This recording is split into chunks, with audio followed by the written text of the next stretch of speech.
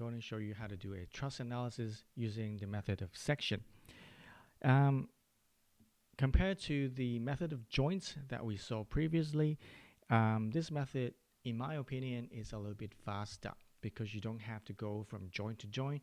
You can just choose a correct section and then do the calculation quite quickly. So let me show you how do I tackle with this using an example. So the example here, we have a triangular truss, simply supported. You can look at the support condition at A and at D. It's a simply support. One side is a pin and the other side is a roller. So it's a classical simply supported condition. Okay, everything looks symmetrical. The loading is symmetrical.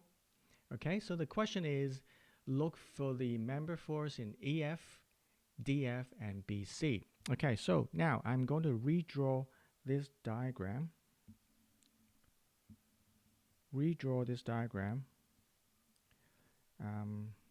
Free-handed, obviously. And I'm going to replace, so these are right angle, and I'm going to replace the support with reaction forces. So at A, this is a hinge, so I have AY and AX. And at D, I have only a roller, so I have DY only.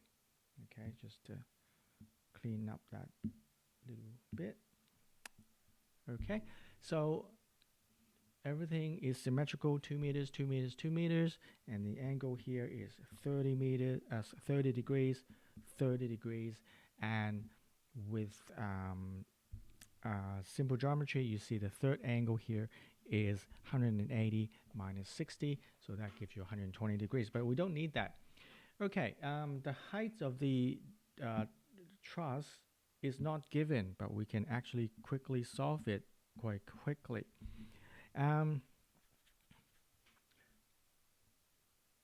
Okay, so maybe I should go for a reaction forces first. You don't actually need to do any calculation because everything is symmetrical, and you can just write by inspection. There's no force going in the x direction, so AX is 0. When there's no action, there's no reaction, right?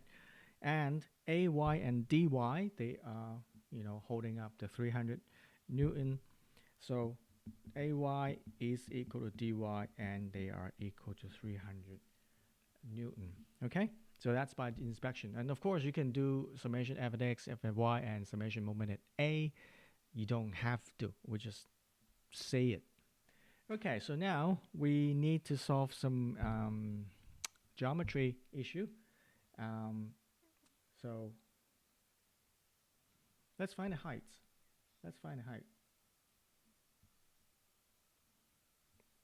In fact, we probably don't need to find the height. Let's try to skip this part for now.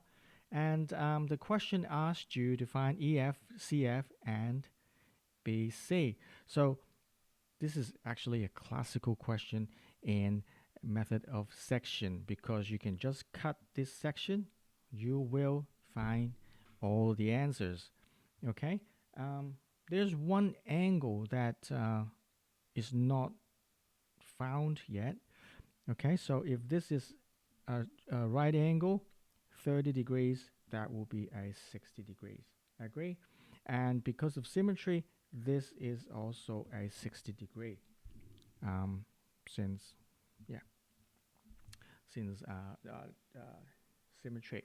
Okay, now I cut that section, and I would like to zoom in so that I can see it more clearly. Okay, so I like to cut the right hand side. I mean, you can cut the left hand side out. You've got the reaction force here, and if you cut that, it's like that. And you can cut the left hand side out. It's same thing, but I just, for illustration purpose, I like to cut the right hand side out. Okay, once you cut the truss, you are exposing its internal force. it's cut in the middle, right? So you have the force shown. Okay, otherwise there's no equilibrium. Okay, and don't forget there's a external force here, which is 300. Okay, let me do some naming. The name here is C, E, and D. Okay, so I've cut it. So how do I know the direction of these arrows? And in fact, I don't know at this stage. I just assume them to be all tension. I might be wrong, but I just, I like to assume their intention first. So I just put the name in my figure, BC. Okay, so the method of join starts now. Okay, so method of join, um, I'm not looking at a particular join. I'm looking at where do I take moment strategically so that I can get most out of it. So now I have a section of a truss. Where do I start? This is the problem. Where do you start? You start at a joint, summing the moment at about a joint that you can eliminate most unknown. And at this point, if you sum the moment at C, there are two arrows directly connected to C. If you sum the moment there, they are gone. Okay, so let's try that. So summation moment at C, counterclockwise assumed to be positive. Okay, again, why did I sum the moment at C? Why do I choose that? Because if I sum the moment there, I can eliminate FCF and FBC in this equation, leaving with FEF alone.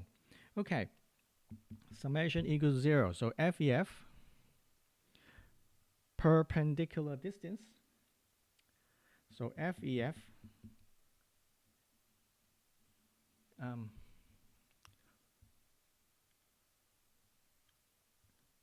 you need the distance from there, perpendicular distance. Okay, so we need to work that out.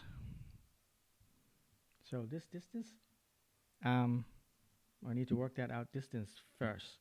So this distance, let's call it J. How's that? The length of that J. What is J? Well, you can use trigonometry to find that out. Okay, and this distance, the horizontal distance is 2 meters. So as you can see, sine of 30 degrees is the rise, which is J, on the slope, which is 2.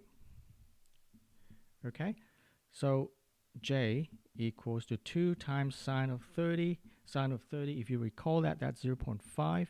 So the length J is actually 1. Okay, so now I've got the length. That is my distance. So FEF times the perpendicular distance to point C, which is 1. Okay, put your left finger at point C, the pivot point. Put your left hand finger at the pivot point. The other finger, look at the direction of the force. So it's causing a counterclockwise rotation. So this is a positive. Okay, the first 300 here is not causing any moment because it's pulling directly at C, so it doesn't do anything. So now remaining is D.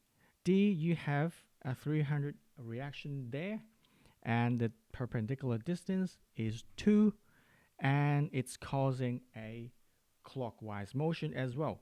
Sorry, a counterclockwise motion as well, so it's positive.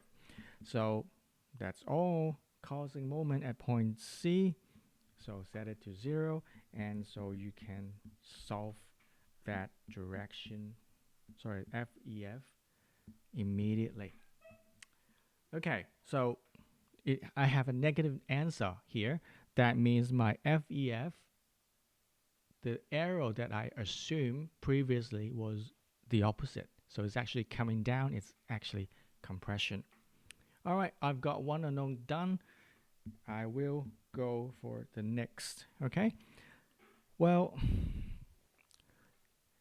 we need to strategically find a location where we can easily find the unknown. And the beauty of this method of join is that you could extend the truss. You can extend it to the top is called F right there. That's F, point F. You can extend it and sum over there. You can do that. So obviously I would like to summation of the moment at point F. Why do I do that? Because two of the force travel directly at F. So these two becomes an unknown. These two becomes gone. These two unknown is gone, leaving me with FBC, right? FBC. So that sounds good. Change color back into black. And again, positive counterclockwise summation moment at F. All right, let's start. Okay, I have FBC. FBC. It's causing a clockwise rotation um, from about point F. So the perpendicular distance is this guy here. That was H.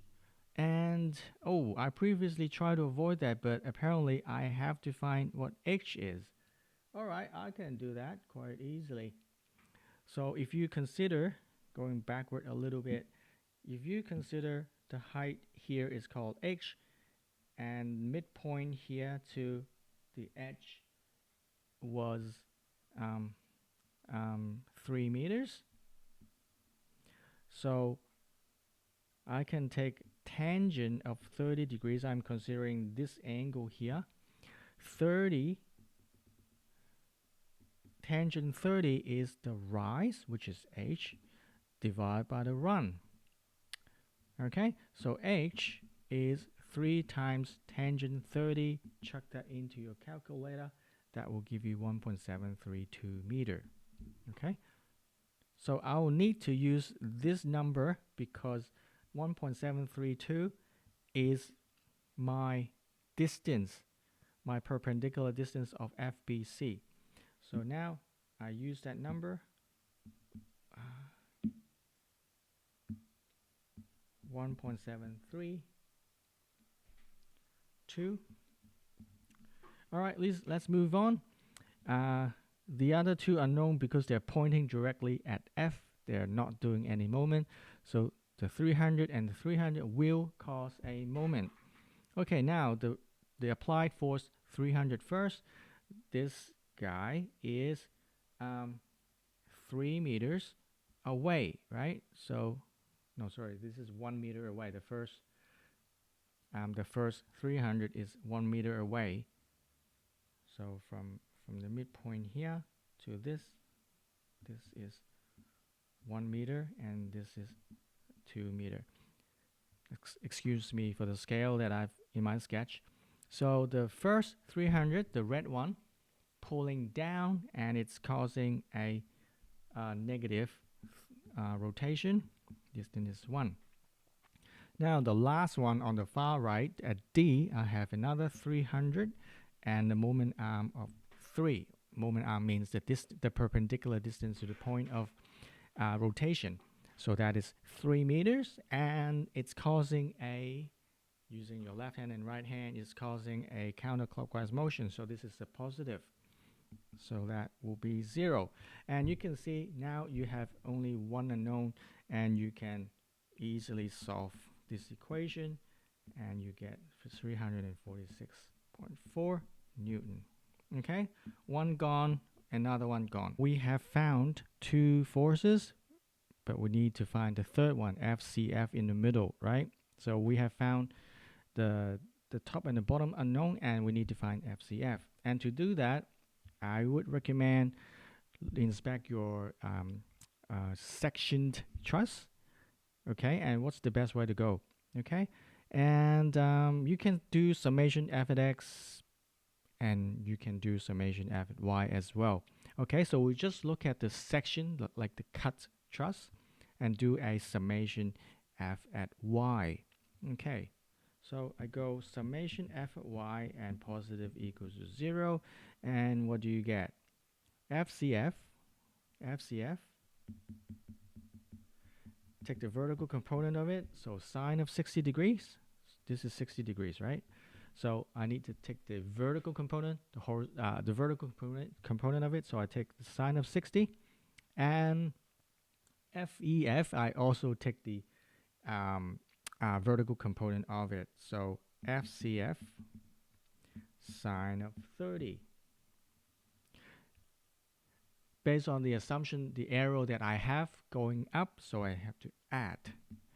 And who else is going in the y direction? I have got an applied force of 300, and I have got a reaction force, my reaction force of 300 as well. Okay, and of course, clearly they cancel out.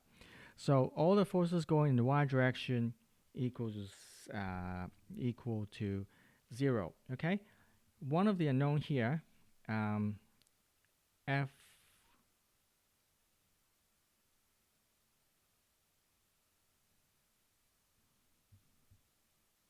Excuse me, it was FEF, not CF. Okay, the second one is FEF.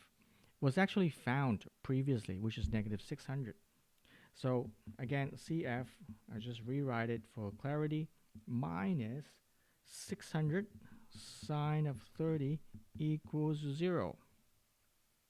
Okay, so FCF is equal to toss 600 sine 30. On the other side, you're left with 300 and sine of 60. And crunching into your calculator is actually that. So that is the third unknown in the truss using the method of section.